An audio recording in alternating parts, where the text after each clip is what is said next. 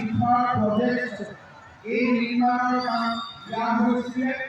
30 মাহৰ নিৰ্মাণৰ সময়সীমা আছিলে, কিন্তু 30 মাহৰ পৰিৱৰ্তে মাত্ৰ 26 মাহতে এই নিৰ্মাণ কাৰ্য সম্পূৰ্ণ কৰাৰ বাবে মই ভাৰাতীয়া ইনফ্ৰা প্ৰজেক্ট আৰু লোক নিৰ্মাণ বিভাগক মই গভীৰভাৱে কৃতজ্ঞতা জ্ঞাপন কৰিছোঁ।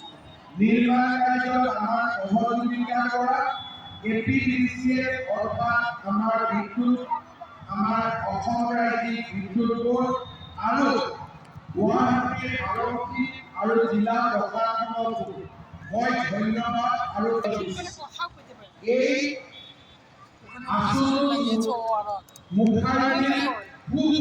হেমন্ত লেকচাৰ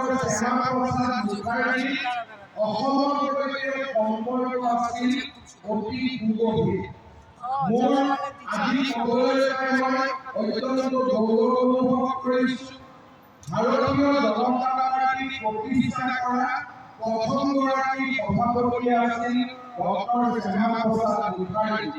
জনসংঘৰ নামেৰে আমাৰ ৰাজনৈতিক যাত্ৰা আৰম্ভ হৈছিল আৰু ডক্টৰ শ্যামা প্ৰসাদ মুখাৰ্জীয়ে স্থাপন কৰা জনসংঘই আজি ভাৰতীয় জনতা পাৰ্টি হিচাপে পৃথিৱীৰ ভিতৰতে আটাইতকৈ সৰ্ববৃহৎ ৰাজনৈতিক দলত পৰিগণিত হৈছে।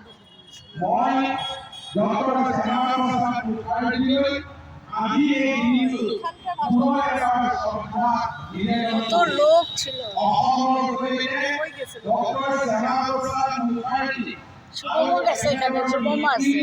আশুতোষ মুখাৰ্জীৰ এক বিশেষ সম্পৰ্ক আছিল। কলিকতা বিশ্ববিদ্যালয়ৰ উচ্চ শিক্ষাত অসমীয়া